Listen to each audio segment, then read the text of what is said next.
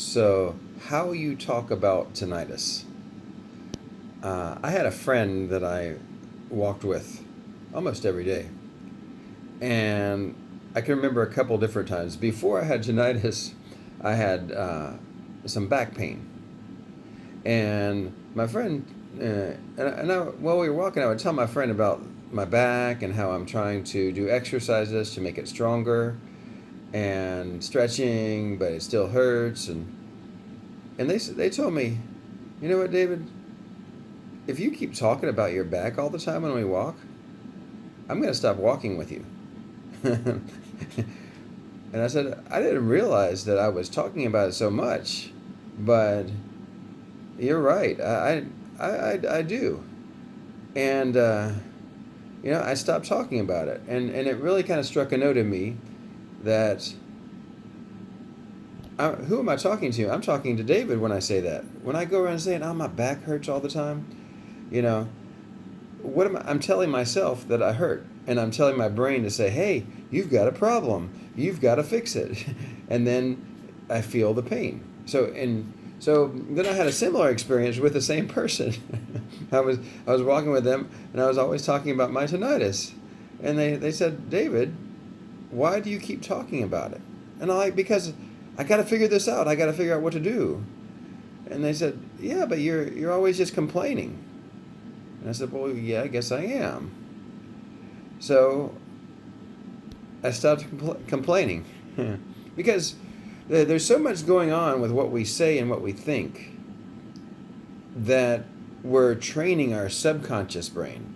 And our subconscious brain is in charge of creating those nerve pathways that send signals to ourselves that say, hey, you've got a problem.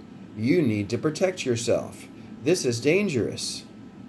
And when you keep saying, oh, my tinnitus, oh, I can't live with it. It's terrible. It's just so loud. I can't, and I've got to find it. I've got to research online.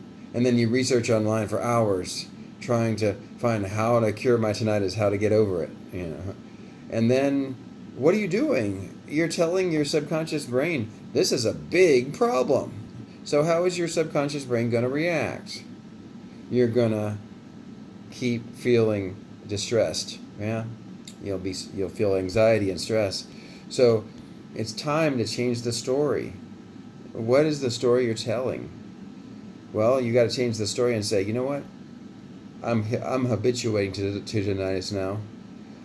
It doesn't bother me anymore. I can do everything that I want to do. And you know what? I don't even need to talk about it so much anymore.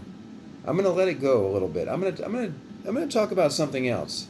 I'm going to do my best to get focused on something else besides the tinnitus. And as I said in some previous videos, I know that's not easy, but the fact is, if you can start to just change the direction of your thought and talk about different things and not your tinnitus all the time, it's going to start your subconscious brain, not just your conscious brain, but your subconscious brain is going to say, hey, you know what? This is not a big deal. I'm not going to put David's body or your body in such a state of anxiety, and I'm going to let him sleep better. Yeah?